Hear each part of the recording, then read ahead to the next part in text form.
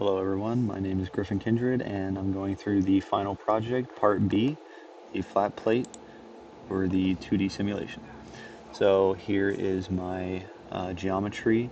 It is 0.1 inches thick and 6 inches horizontal length, as we can see from down here.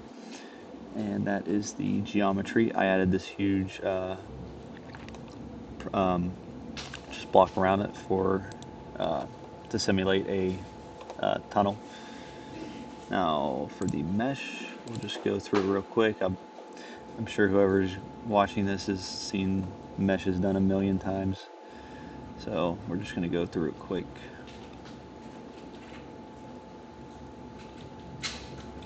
Okay, for the mesh I just did the triangle methods. I made sure to add inflation for the edges, but as you can see here, we have a nice mesh with the edges very precise. And I apologize for the background. I am at UCF at the moment. Okay, for the setup, I already have it pulled up. Let me just go through it. Energy's on. We have a vicious standard K epsilon enhanced wall treatment. We have air, obviously, as our material. And then the big thing we need to make sure is our velocity inlet is 10. As you can see, velocity magnitude 10. And I also made sure the residuals were a little lower, 1e than -6. If I go here, 1e to -6 for all of them. Now I'm going to initialize, compute from the inlet, initialize, and calculate.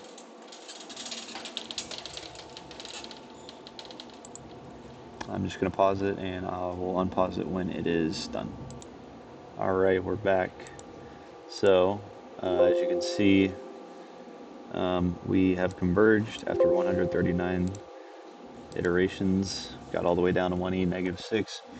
So the first part is to find the velocity contour, obviously velocity magnitude, and if we display, we can see our contour, but we also need it with vectors, so we just go to vectors, with velocity magnitude, same thing. And if we go to that, as you can see, we got a nice vector layout, which I will have all the pictures for. The next part is the skin friction coefficient plotted. We go to wall fluxes, and we have a skin friction coefficient here along the flat plate.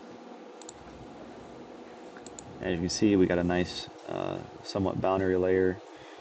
And then to get our local Reynolds number, we go to XY plot again. We go to, I believe it's wall fluxes again. No, it's velocity. And we scroll down to cell Reynolds number along the flat plate, save. There we go, we got that. So with the two plots, what we can do is take them over to Excel by write the file. When we get that, we put them in Excel and we get all these numbers.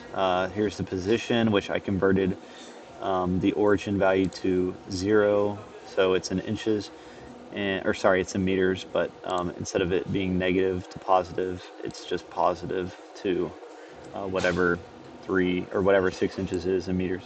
And we can get our skin friction, and then we can get our Blasius plot as well with the local Reynolds number that we got from the other plot. And we also need to find our drag force coefficient. So we go to the output parameters. Just do this real quick. Force report, drag coefficient along the flat plate, compute. There it is right here. Any other values we need, we can go to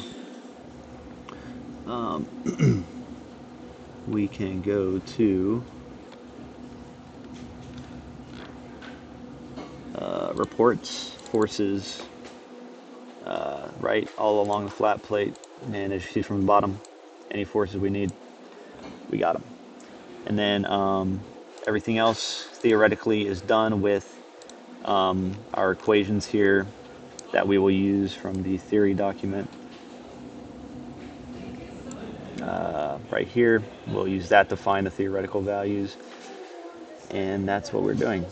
Thank you.